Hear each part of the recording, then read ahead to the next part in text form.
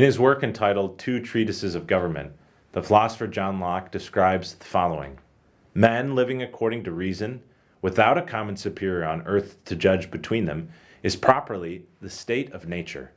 In other words, imagine humanity existing in a simple, natural condition, and they would inevitably be in conflict with one another.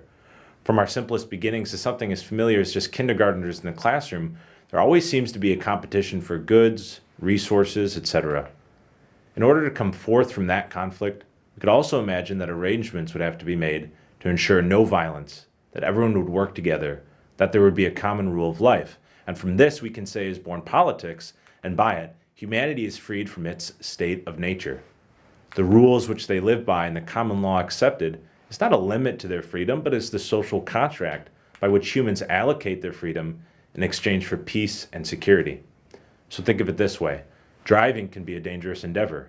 There are stop signs, speed limits, traffic lights, yields, the right of way, and a whole myriad of other laws we accept in order to preserve our livelihood and the well-being of society. In one sense, our freedom has been limited, but in the other sense, we are enlivened by these laws, which provide us the opportunity to travel unburdened by the concerns of danger on the roadways. In his encyclical entitled Pacem in Terris, Peace on Earth, Pope St. John the 23rd defined the common good as the sum total of social conditions which allow people, either as groups or as individuals, to reach their fulfillment more fully and more easily. But elsewhere he goes on to make a distinction between common interest, which is simply the shared desires of a community, and the common good itself, which he notes is not simply the sum total of particular interests. Rather, it involves an assessment and integration of those interests on the basis of a balanced hierarchy of values. Ultimately, it demands a correct understanding of the dignity and the rights of the person. In other words, the common good is not merely what society might want, but more so, because it is bound by what he calls a hierarchy of values, it's about what is good for people and allows them to flourish. So let's take another example. If you took a group of 4-year-olds and placed them in a classroom to fend for themselves, we could say that they have established their own state of nature, as there's no governing principle, there's no common law. If we have a teacher present and rules for the classroom, the children now are able to coexist in relative peace. Furthermore, the teacher would be bound to ensure the common good, not just the common interest.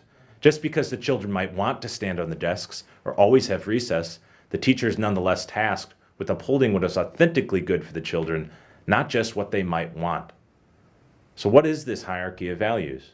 Well, there are a lot of aspects of our lived experience: our physical well-being, our psychological maintenance, our intellectual dimension, our ethical and moral goods. All of these goods work in concert with one another, and they all flow from and towards the singularly ultimate good, which is God.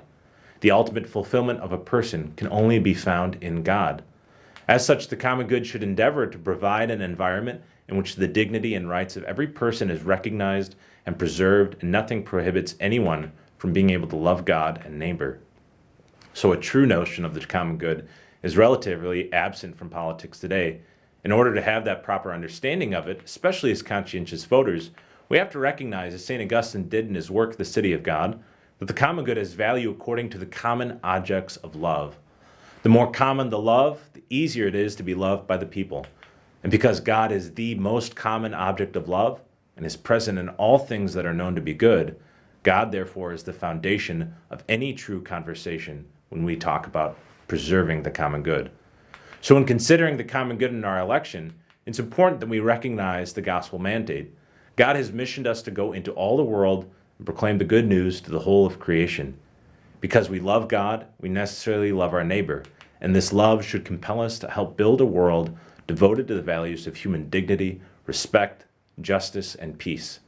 With everything flowing from a proper hierarchy of values, one which is built on the foundation of the most common object of love, God, we are therefore tasked with ensuring that our approach to faithful citizenship is resonant with Scripture, Catholic moral, and social teaching. Upholding that proper hierarchy of values means recognizing that the dignity of the human person, the support of the family is the foundation of society, the right to religious freedom, the pursuit of peace, care for God's creation, and the support of the most vulnerable, the disabled, the elderly, and those in the womb. All of these should be upheld by those seeking public office. And so we must ask ourselves, Is my vote for this individual or for this party representative of care for common interest or care for common good? As we near the fulfillment of our civic duties this November, take the time to sincerely discern that question in prayerful contemplation and ask yourself whether or not what you're voting for is in favor of the interest or in the good, a good which is rooted in God.